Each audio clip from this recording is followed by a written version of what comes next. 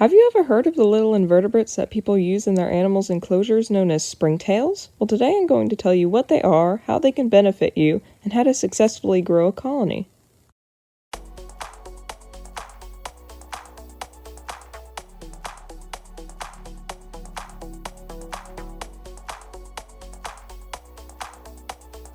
This is a springtail, also known as a columbella.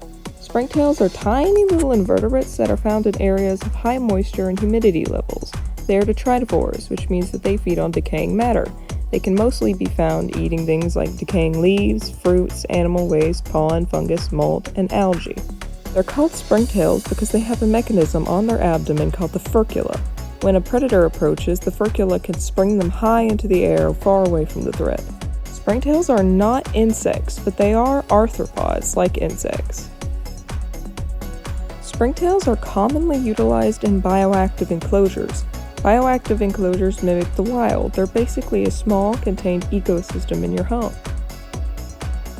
Springtails break down mold and decaying matter and turn it into food for any live plants that are in the enclosure. This helps the plants grow better by naturally fertilizing them. Springtails are commonly used in addition to isopods in bioactive setups. They are usually referred to as the cleanup crew because they keep your tank clean for you. You will probably not need to replace substrate in your enclosure if you have a cleanup crew, but you may have to add substrate to the tank as it naturally gets decomposed over time. Another benefit to bioactive enclosures is that you don't usually have to clean up your animal's waste as much.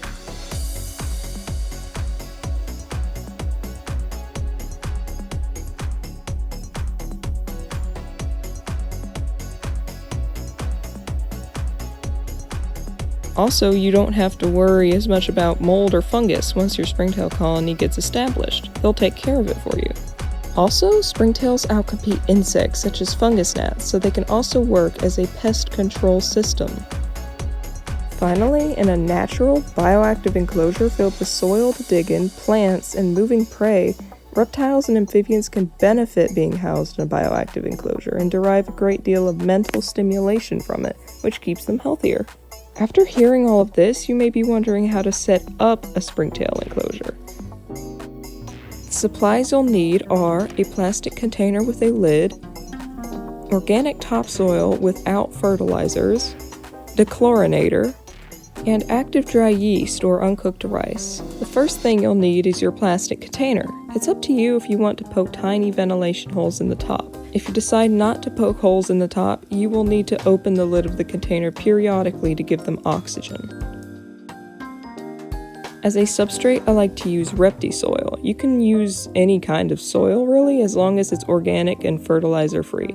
Some people will use horticultural charcoal, but I like to use soil because if I want to transfer my springtails to a tank to make it bioactive, I can just take a scoop of the substrate and mix it into the existing soil. In the event that the substrate starts to dry out, you'll want to re-wet it with dechlorinated water. You'll want to use a water dechlorinator, such as Repti. You'll want the soil to be where if you squeeze it, a few droplets of water come out, but not soaked. Occasionally, you'll need to feed your springtails. You can use uncooked rice to feed them, or you can use yeast.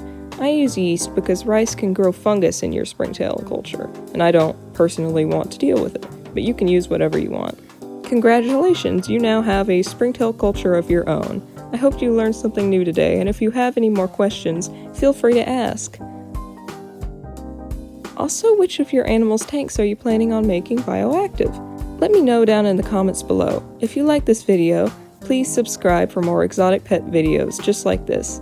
Thanks for watching, and I'll see you next time.